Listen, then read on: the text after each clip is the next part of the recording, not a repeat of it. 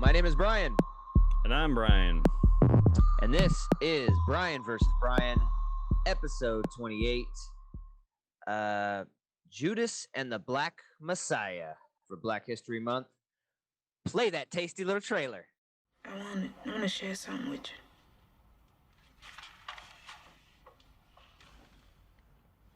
you. Like the masses, I was in awe when I first laid eyes on all the things you are.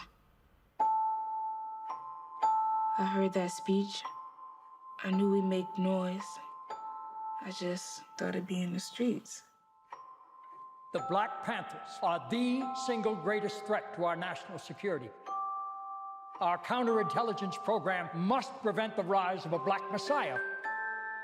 You're looking at 18 months for the stolen car, 5 years for impersonating a federal officer, or you can go home. What do you want? Get close to Hampton. The Black Panthers are forming a rainbow coalition of oppressed brothers and sisters of every color. Yeah, so just released on HBO Max and, of course, in theaters if you're lucky enough to have that privilege. Directed by Shaka King. I'm not familiar. You know who this person is, what they've done?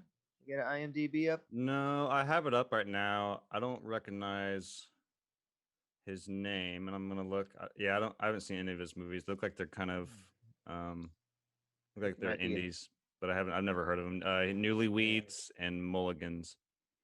Newlyweds, huh? So yeah, directed by Shaka King. A story by King Benson and Kenny and Keith Lucas, of all people. If you don't know them, they're like the wacky comic twins that were in 22 Jump Street. If you ever seen their stand-up, it's pretty damn funny. Yeah, they're like identical twins too. Like they look exactly the same. And the whole stand-up is just a back and forth, like finishing each other's sentences. It's super dry and really weird comedy, but I love that shit. They're pretty funny. I didn't know they were into this kind of stuff. I guess they've been working on this for quite a while. This is one of their passion projects that they wanted to get done. Starring Daniel Kaluuya as Fred Hampton and Stanfield. Well, wait, Lakeith Stanfield as Bill O'Neill, the Judas. Both these guys from Get Out. I was like, oh, wait a minute. These are the Get Out guys. It's like Jordan Peele presents. Yeah, right. But I'm surprised to see Jesse Plemons in there too. I love Jesse Plemons. I'm always happy when he shows up in a movie. The FBI guy, is that who that is? Yeah, he's a fucking weirdo. God, he always plays a fucking weirdo. He is good. I just keep picturing the scene from Game Night. Game Night. It's like, how does that make any sense for Pepsi Frito-Lay? Notice you got the scoops. Anyways, yeah, he's super weird. He's pretty good in this. I liked him. He's kind of a likable, kind of villainous character, you know. He's obviously more likable than J. Edgar Hoover. Yeah. Let me just say, after watching this movie, like, fuck it, I was disgusted. I was like, what the fuck, bro? That's a good movie, though, when it can make you feel like that. I was disgusted. This young man was only 21 years old when he was fucking murdered. It's pretty tragic, man. It's pretty fucked. And J. Edgar Hoover, like, I don't know much about him. I haven't researched him too much, but from the things I've heard and seen in like film, it's like no one calls you a rapist for 20 years if you're not raping someone. You know what I mean? No one says all this terrible shit about you if you're not doing some of it. And even if he did some of it, what a fucking terrible piece of shit, dude. Yeah, he was pretty disgusting in this movie. I don't know how much truth there is in terms of who he is as a person. I mean, he comes off in this movie. He's portrayed in this movie as, basically a white supremacist, not like a KKK member, but like just somebody who doesn't like black people, and it's pretty fucked up. Maybe even worse because he got away with a lot of this stuff with impunity. Yeah, and didn't have to get his own hands dirty. but yeah, like I said, I'll give him some benefit of the doubt. But no one says all this stuff about you constantly without Mhm. some of it being true. And even if only a fraction of it is, what a terrible person. Yeah, I'm glad that you not glad, I guess I kind of feel your disgust in this movie, or like this movie upset you, I'm assuming, based on what you're saying. Yeah, I man. gotta say, this week was kind of, I mean, I'm not depressed, but it was like I watched a lot of depressing movies. It just kind of happened that way. I didn't like do it on purpose, but I watched 5 movies this week, which is pretty crazy for me. But I had that movie bug, so I was jumping on it. But anyways, 3 of the 5 movies I watched were about civil rights, and all 3 of them were fucked Yeah. in their own rights. This one is obviously awful. There's another one I watched that takes place in England that was awful. And well, I guess the other one was One Night in Miami. One Night in Miami isn't really a tough watch, like it's not horrible, but there are discussions in that movie that are unsettling. But yeah, so it's just been, and then you posted that link about that show on Netflix called Who Killed Malcolm X. Yeah, awesome Watching, show. ended up watching episode 1 yesterday, and like even that was just like, fuck, dude. It's just like, I don't know, it's a lot went down in the 60s, dude. It's pretty awful. Yeah, I don't even I didn't even correlate, Black History Month. I don't I don't remember what months these things are, but and then I was watching Malcolm X for the first time, Denzel Malcolm X, which is like, why have I never watched this movie? Everyone talks about it, so I watched it, and then I got into the TV show because I heard they might reopen the case, or they're looking at the case to reopen it based on the theories and evidence in the show. I'm like, well, fuck, that must be a pretty good show if they're doing all that.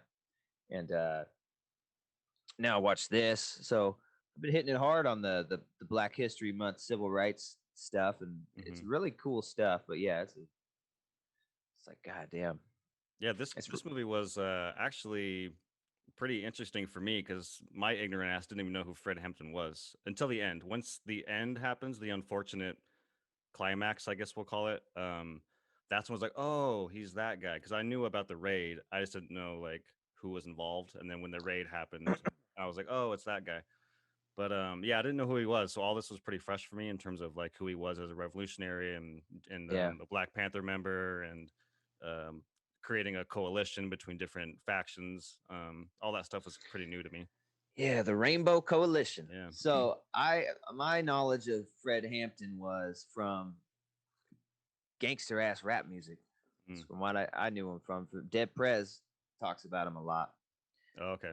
So that's how I knew him. So I knew he was a revolution. They're down with all those revolutionary types, Black Panther types. So I knew the name. I knew some of the story. I knew he was killed. But this was awesome to get to really see it in a biopic. First of all, so Fred Hampton was the chairman of the Illinois Black Panthers. Did a lot of good for his community. He's opening up like free health clinics and free breakfast. Like schooling too, right? For kids? Something like that. But yeah. Oh, a bunch of just free stuff for the community, and obviously the Rainbow Coalition with the 2 other groups, like a white group and a Latino group. So that was kind of, I don't hear much of the Black Panthers doing that. You think Black Panthers, you think like segregation, almost like Malcolm X in the early days, wanted to do it alone, and we don't need white help. And later on, Malcolm X started to waver on that once he left the Nation of Islam and started to say, we can accept their help. We're all working for the same thing. But I've never heard much of the Black Panthers doing that. And so that was pretty cool to get to see that story, and how they were really scared because he was getting everybody together down in Chicago.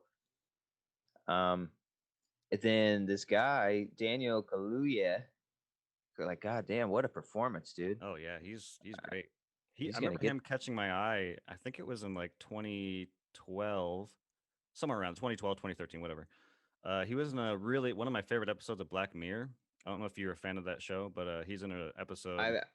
I like the show. I heard he's in it. I haven't seen that episode. It's a really good episode. But yeah, he caught my eye back then, and then yeah, he kind of pops up here and that. Yeah, Get Out, like you mentioned earlier. Yeah, he's fucking phenomenal in this for sure. Yeah, just fucking amazing. I watched some footage afterwards of Fred Hampton, and this guy, he gets the voice almost perfect, man. And it's a really unique, strange voice. And someone said that he sounded like he was almost spitting out his words when he talked and chewing It's his almost words. kind of mumbly-ish. Not that Yeah. he's mumbling, but it kind of has a mumbling. Like I had Yeah. actually, unfortunately, I tried my hardest to not put subtitles on, but eventually I'm like, I got to put subtitles on. Yeah, kind of hard. it's funny. It's funny you mentioned that because I watched some of the bonus features that are on HBO Max, and he talks about he modulated that voice perfectly, and he didn't want to change it. He didn't make it more enunciated than Fred Hampton was, because Fred Hampton, sometimes you barely understand what he's saying. Yeah. So he did it perfectly, and yeah, sometimes I couldn't understand, but I didn't subtitle it or anything. But I was like, man, even watching the movie, I was like, man, I bet he talks exactly like this. So, I mean, or why else would you do it? Right. So, yeah, that was pretty cool. Like, he kept it the way it was. And they show Fred Hampton talking at the end, and, so what he sounds like. Sometimes you catch a couple words. Yeah, yeah. And then also, God, I keep calling him by his last name first, but Lakeith Stanfield. Lakeith Stanfield. Bill O'Neill. What an interesting character. Yeah. That guy was really good. Lakeith did a great job, man. Like, for as much as you hate this guy, he makes you, understand. Like, he's in a really rough spot, and I like that about it. It's not cut and dry. It's super gray. But by the end, you're like, you can't get on board with that shit. You're like, what the fuck you doing, man? It's like, are you fucking kidding me, bro? Yeah, he. Before I say what I'm about to say, I think Lakeith Stanfield is awesome in this role. Like Daniel, he kind of caught my eye in the early 2000 or early 2010s. He did an indie movie called Short Term 12 with everyone's favorite Brie Larson, before Brie Larson was Brie Larson, mind you. But he was really great in that movie, and he always kind of caught my eye. And he popped up in some random, like Selma, and there's a movie called Dope, which was dope. Anyways, he's great in this movie. But I do think that if I do have one criticism of the movie, and it's not a big one, but it is a criticism, it is that his story kind of feels like I've seen the movie before. Like when every time Fred Hampton's story, I'm like, I'm involved, I'm in it. But every time Bill's, it was like, fuck, I've seen this movie. I've seen the undercover cop thing. He's conflicted with doing the right thing and helping the cop. Like, I don't know, I've seen that movie before. So Bill O'Reilly's didn't engross me as much as I wanted it to. But that's a very, very, very, very minor nitpick. This movie, I'm not saying this movie sucks because of it. I'm just saying that some of it felt a little too familiar to me. Well, yeah, you've seen the undercover cop story, duh. Everyone has, but that's his story. I mean, what are they gonna do? You know what I mean? That's his part of the story. That's his role. FBI informant is what he was. So you can't church it up too much, I guess. For sure. I heard this movie is pretty accurate, except the what were they called? The Crowns. Oh yeah. That's a faction. That's a fictitious group that they made up. It's just kind of an amalgam. I don't feel like you really needed that. It didn't add much to the movie for it to be fake, because the Rainbow Coalition is real and all that. So right. I guess I don't know why they put that in, but it's in there. It's okay scene. It's kind of cool when he goes and meets him. I like that scene has some tension built into it with Bill running into somebody else previously, like early on in the movie, and he's like, oh fuck, he's gonna find me out. That part was kind of cool. Yeah. Yeah, but what's his name? Lakeith. Yeah, that's a cool role. It's hard to make that guy likable, man. And so you can see he wanted, you can clearly tell he wanted a better life. He wanted money. He wanted, and he was going to do whatever it took to get, and like he said, he idolized that cop that brought him on. He took him to his house, smoking cigars, drinking good whiskey or whatever. And I think he wanted a piece of that. He wanted his own life. And I think he was going to do whatever it took to do it. But in the end, I mean, even that last scene of the movie is pretty heartbreaking. His actual interview doing that documentary. It's pretty Yeah. fucking sad. Yeah, that's crazy. They show him, and he's like, he doesn't show much remorse for what he did, as excuses for everything. And then it's that PBS documentary. I have to go watch that documentary to see it. Yeah, I'd love to watch it too. And he's like, I'll let people judge. I wasn't sitting on my ass during the civil rights movement. It's like, yeah, you're right, but also, I don't know. Murder, very important in that movement. Yeah. So yeah, that's just so. And then he commits suicide. Yeah, that's the crazy. day the documentary airs. That's nuts. Crazy. Yeah. So maybe it did also feel a little cowardly, cowardly, man. The guy's got kids. Yeah. It sucks that you did what you did, but you don't have to fucking kill yourself. But not trying to be harsh. I'm sure it's a tough thing to go through, but it's also the whole thing's harsh, baby. Hold on, it's gonna get rough. So, yeah, they fucking murdered this guy, bro. Yeah. Fucking, and what, 90 gunshots or something? Or yeah, 99 shots were fired, and only one shot was fired from them, the movement. Yeah, I don't know how much of that is true. I don't know. Did he drug him? I mean, that's fucking nuts. So, and he dies at 21. That's just fucking. I feel old now. It's like, damn, all these people who had these crazy lives and are, helped with not only the civil rights movement, but just you do anything great in your life and you die young. It's like, damn, he was a kid, man. Fred was a fucking kid, dude. Yeah, 21. I couldn't imagine a bunch of adults. I couldn't imagine a bunch of adults like us. Like, we got to kill this kid. This little 21-year-old black bastard. It's like, what the fuck, bro? Yeah. I just can't even fathom it. It's so weird. So yeah, this is tragic. And even more so than like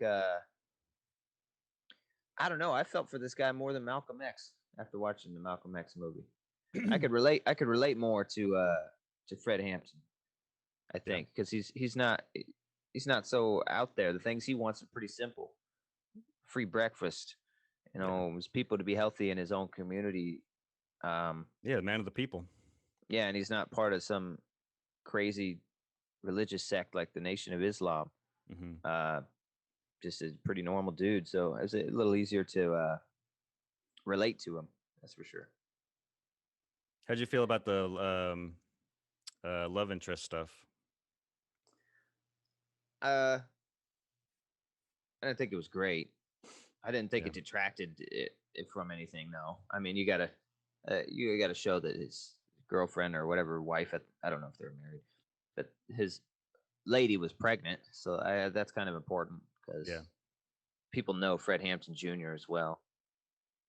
I've seen some stuff with him. It's cool still to see that they're still working in that. That part of the civil rights. That's pretty cool. The Black Panther Cubs, I think they're called. Which is kind of a whack name, but I understand they don't want to use the Black Panther name, and they're kind of like the children of the Black Panthers. But Cub to me sounds soft. you gotta come up with a cooler name. But yeah, I was watching some stuff with him, and it's pretty crazy talking. Hearing the legend of your dad, never meeting him, and he was in a interview with Kaluuya, and man, he's not built like his dad. His dad had the golden tongue. This guy was like, he stumbling his words and.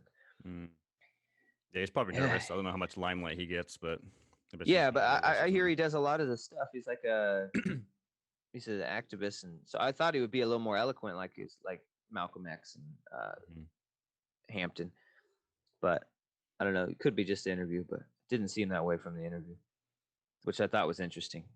I expected to see Fred Hampton Jr. I heard about him too, a little bit, kind of more than Fred Hampton, and so I thought I was going to see some crazy speech or something, but it was cool. These are real people, man. These are real stories, real tragic, real good movie. I loved it, man. This whole thing, dude. The cinematography. Yeah, cinematography. It looked awesome. The director of photography was that guy who did 12 Years a Slave. He did a couple other really cool looking things. So another, I want to say another hit or banger for HBO. I mean, they haven't been knocking these things out of the park, but this is a good pull for that that straight to home experience. Like, damn, this is an awesome movie. 100%. Yeah, I mean, I definitely enjoyed this more than Wonder Woman and Little Things. So yeah, this was, I think it was a knockout of the park. This movie was awesome. Yeah. You learn something. I love movies like that. You learn something that's real, and it's a great biopic. I love biopic movies. When they're done, when they're done good, I think they're better than fiction. So it almost makes you want to do something at the end. You're like, fuck, I want to do something, you know? Like, you're so pissed off and mad, you just want to like try and fix everything, you know? You go down to the FBI's office. Where's this bastard Hoover? Does he work here his still? ass. But yeah, that's crazy. Like the lawsuit of the Chicago Police Department and the FBI and all them conspiring to assassinate him, and they lost the lawsuit. Or they settled, rather. Yeah. Well, yeah. Well, basically they lost. Yeah. Yeah, the longest lawsuit in U.S. history up until that time. But only $1 million. They asked for 40. Yeah, for the death of all these people. $1 million. And it's just crazy that even now, it's like, after watching that Who Killed Malcolm X thing, it's like, it's obvious when you watch the thing and when you watch this, the actual narrative isn't true of what happened, right? And we're in 2021 with this culture, and we can't like do something about it, right? Like, even the Malcolm X thing is like, the cops that are interviewed at, like, right now in the stuff, they're like they're standing behind everything they did, you know. And 2 of those people were probably innocent that were put in jail. And the one guy who was actually a trigger man, he said, yeah, I pulled the trigger, and then these 2 guys weren't with me. It was these guys, and then they never listened to him, and he said it in trial, and he said it all these years. But it's crazy that we can't get to the bottom of this and figure out some of this bullshit cover-up story of a raid where you have to shoot 99 times. Yeah. And he was going back to the tragic part is he was going back to jail. Yeah. Fred Hampton has lost his appeal. He's going back to prison, and that wasn't enough for them. They had to. They want this motherfucker dead or nothing. That's fucking nuts. Yeah, it was horrible. Like, even that scene with what's his name in the movie?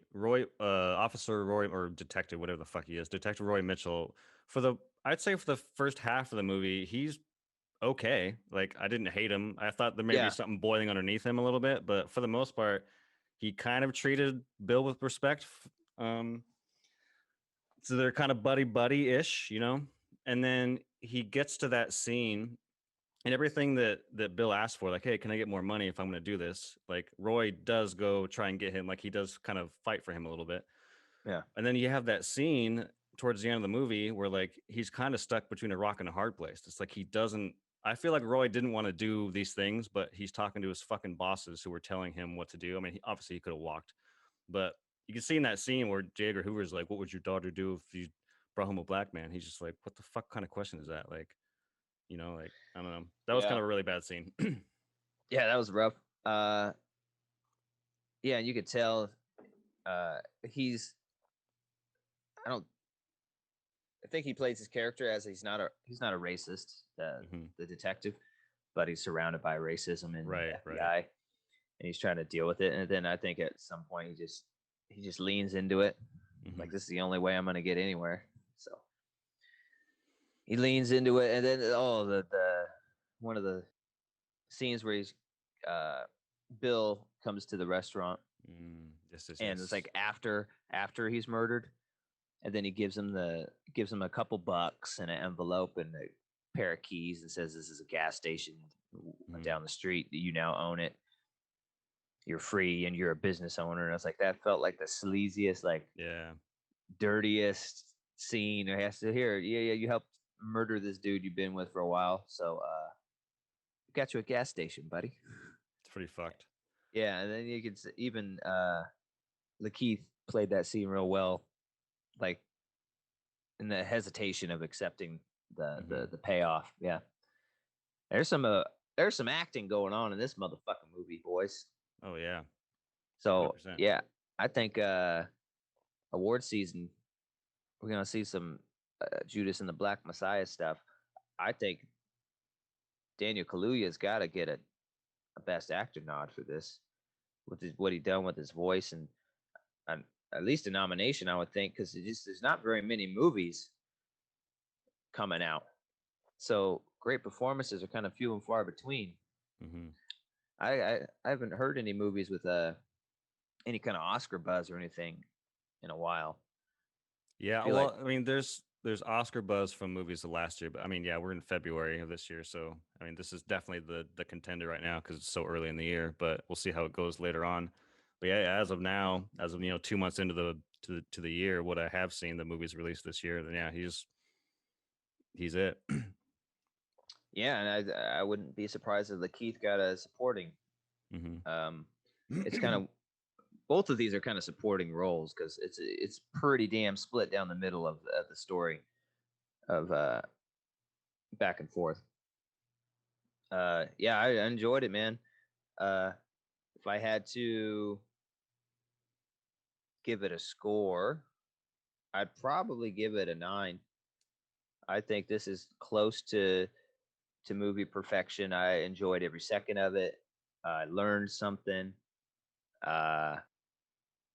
It got me emotional afterwards. I was like, fuck, man, what some pieces of shits.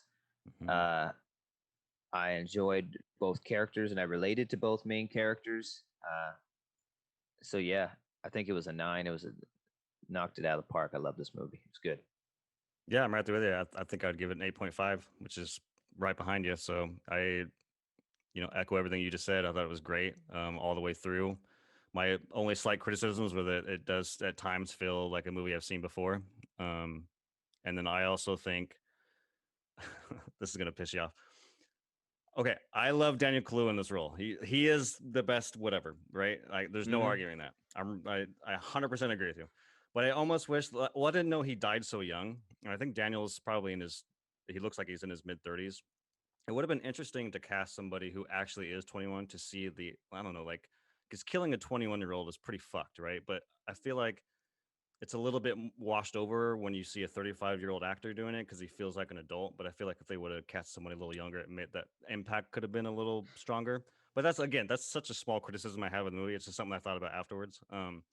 But yeah, Daniel Kaluuya might as well give him the Oscar right now, or at least yeah. But yeah, I'd say 8.5. This movie was really good. I understand what you're saying, but if you look at footage of Fred Hampton, I mean, he didn't look 21 to me. He looks a little older. That's probably has to do with how much you go through in life, and he's wise beyond his years. But he didn't look 21. Like, if you were to ask me his age, I wouldn't have said 21. And with Kaluuya, I think they had to get someone that would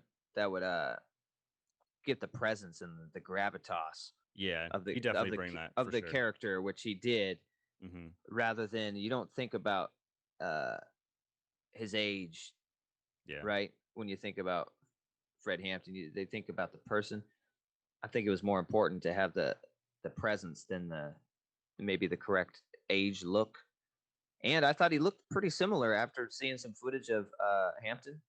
Oh yeah, I was watching some of Hampton's speeches, And I may throw one in at the end. I tried to grab some speeches this morning, but YouTube wouldn't let me. So I'll keep trying to see if I can squeeze in a speech maybe at the end of this episode so people can listen to it. Yeah, it wasn't one of those castings where sometimes you do a biopic casting and the guy is nothing like the other guy Mm-hmm. and is just trying to act it, But Right. this didn't seem like that. I mean, he's not.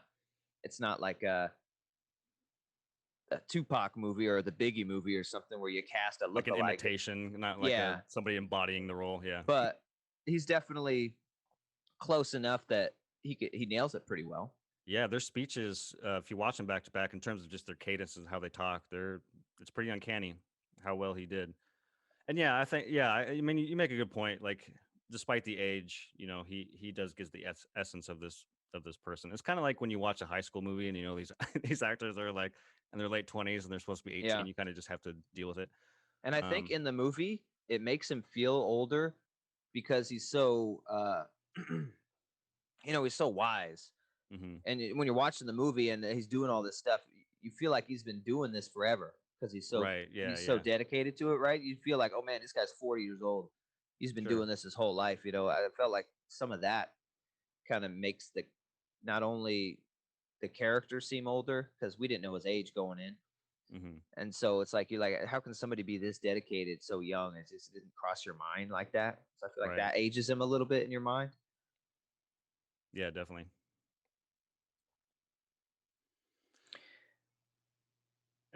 I don't know what else there is to say. Right on. I'm trying to think of things we haven't hit on. I mean, I think we kind of got it all. Yeah, no, we were kind of all over the place with this one, but probably just because it was a really good movie. So many things hit your mind you want to talk about. Definitely, we highly recommend this. If you have HBO Max, go sit your ass down for how long was the movie? It's like 2 hours. Slightly over 2. I think it's like 2 hours and 8 minutes or some shit. Yeah. Get 2 hours out of your day. Go sit your ass on the couch, get some popcorn, and be prepared for an emotional investment. But if it's a payoff, man. This is a good movie to have under your belt. Definitely want to see it. It's awesome. I enjoyed make sure it. you're in the right mood to watch this. So there are moments in this movie that are pretty tough to watch, but yeah, it gets real hardcore at the end. Yeah. The beginning is just fun stuff. We're learning, we're meeting. Yeah. Oh, yay. And then the end's like, oh shit, damn. What had to come to this end eventually, but yeah, like that shootout was pretty intense and crazy when he's in jail. Yeah, and his members get that shootout. All the shootouts and that, Bill rebuilding the Panther house. Mm-hmm. Everyone thanking him for it, and you know that what's coming. It's just, oh man, live that dual life. Couldn't do it forever. Yeah, it sucks that it seems kind of convenient that they put this in the same scene, but I understand why, because it makes the scene more impactful with what happens. But there's that scene towards the end when he has the pill and he's supposed to drug him, and like in that scene, the member of the Crowns are like, here's a bunch of money for you. What was the money for? To get out of prison or to help to run away back? What's that? To run away. Oh, that's right. So to run away. So he didn't have to go back to prison. You don't have to go to jail. He'd take all this money, and Fred's like, nah, like give this back to the community. It's open to healthcare. Like this is about the people. It ain't about me. And and at the same time, Bill's sitting there in the corner with his fucking teary eye. He's like, I gotta drug this guy tonight, and he's talking about how he's doing this awesome thing for the community. Pretty fucked. Yeah, and then he goes up to him all fucking teary eyed and emotional. You think he's gonna tell him or something. Mm-hmm. I don't know why I thought that. Like, I know the fucking end of the story. Yeah, this guy. Because you want him to. You're so invested. Yeah, you want him to. Yeah. Yeah. Like, tell him, God damn it. Yeah. Like, I want them to. It's like a Once Upon a Time in Hollywood. Yeah, change the history a little bit. Yeah, they become friends and right off into the sunset. Yeah. Fortunately, that's not the end. No. Oh yeah, you just reminded me of another part I really liked. What the hell? I think I lost it now though. Um. Oh yeah, the other informant they talk about in the movie from the other chapter, Yeah, and that I was like how awful. at the FBI guys we know about him, and it's like yeah, he's an informant, and it's like wait, so Let me get the this FBI straight. the FBI informant in the other chapter accuses one of the Black Panthers of being an informant, and then they proceed to murder him with the help of our FBI informant. Like Yes. torture him. It's fucked up. Like they Yeah. cut off his balls or something awful like that. No, they said they poured boiling water over his Yeah, cock. that's what what it they was. say. It's like, Jesus oh my Christ. God. And he's like, so he just murdered him. And he's like, yeah. And we're okay with this? Yeah, it's the beauty of it. Yeah. Like now he's on the run. Now he's a fugitive. Any Black Panther organization he goes into, we immediately have a right for a warrant. I don't know how much of that is true. It seems something right up their alley, though. Oh, yeah, it's fucked up. Dirty Fucking cocksuckers. FBI. If fucking Fox Mulder was around for this bullshit, Yeah. this wouldn't fly. Fox Mulder would save the day, man. Dana Scully, she wouldn't believe it at first, but she'd help at the end. Yeah, it is. It is pretty fascinating to see, some of the parallels. I mean, I don't want to get too much into politics and all that stuff. I don't think that's necessarily what we're here for, but it is uncanny to see some of the issues from the 60s still kind of alive and living today. It's kind of unfortunate, but like in the beginning when I think J. Edgar's giving the speech in this fucking auditorium, and he's like, the Black Panther movement's the biggest threat to Social Security, and it's just kind of like you see kind of the same rhetoric towards the Black Lives Matter movement, and it's just kind of like, I don't know, it's kind of uncanny.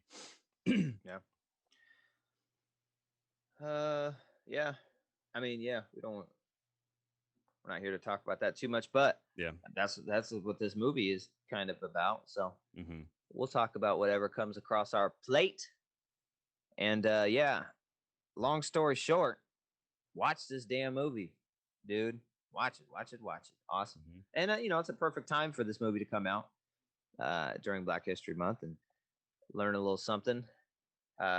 I certainly learned a lot, and it piqued my interest enough that I'm on Google checking out Fred Hampton and trying to get more of the story and see what's fictionalized a little bit more than real life, and what's the truth here. And overall, it's a pretty accurate biopic as far as biopics go. Mm-hmm. A lot less liberties taken than some, so I like that. I liked it. I mean, if you choose somebody to do a biopic, the life speaks for itself. I don't think you need to dramatize it too much, or you should just pick somebody else to do a biopic about. Sure. So I liked this one, and it was pretty truthful and real, and two amazing performances. Everyone in it gives an awesome performance, even these small roles. Pretty great. That one guy, who the hell was that guy? The black guy at the end who gives him the drug. That guy's performance was great. I've seen him in a couple things. He was in Get Out. He was in too. Get Out too. God damn it! He was the friend who He was rolled the friend. up in He was there. the funny friend. Yeah. Oh shit! Now that's He also has his own TV show. Yeah. On That guy NBC. Yeah, that was a good little role in there. Yeah. I'm always happy when he shows up. He's a breath of fresh air. That was awesome. Yeah.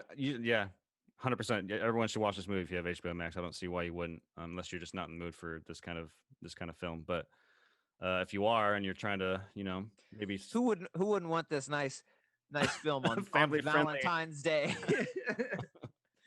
I mean, hey, there are some people that just sometimes these movies are a little too much for people, and they kind of stay away, and they want to be mindlessly entertained by other things, and sometimes these movies are a lot. But so I get it.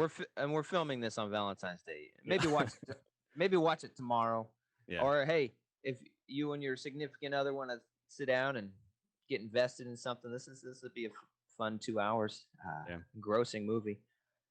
And check out some of these other movies that are out there. I mean, Bryan, you recommended that awesome Malcolm X documentary. I'm only one episode in, but I'm gonna keep watching it. It's pretty interesting. It's good. Yeah, Who Killed Malcolm X? Really good. Malcolm X is on HBO right now. It's a newer one they put on. It has been on there too long. And I highly recommend One Night in Miami. I think that like that movie is about as close to perfection as I can think of. It's really like I'm sucks it's on Amazon because I actually would love to hear what you think. I think you would actually really like it. It's based on a play, but it's you already know the four Muhammad Ali, Malcolm X, Sam Cooke, but they all kind of or like hold up in this hotel room, and it's just them kind of debating about civil rights back and forth for most of the movie, and it's pretty fascinating and really good performances too, especially the guy who plays Malcolm X. But yeah, check that movie out. That movie's great.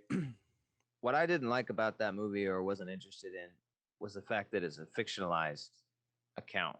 This has never happened. No, it is. I thought it was. I told you that, and I was wrong. It actually did happen. No, I mean, meet in the hotel room and talk. Well, I mean, yeah, I'm sure they met at one point, but they said that the whole thing is a fictionalized account.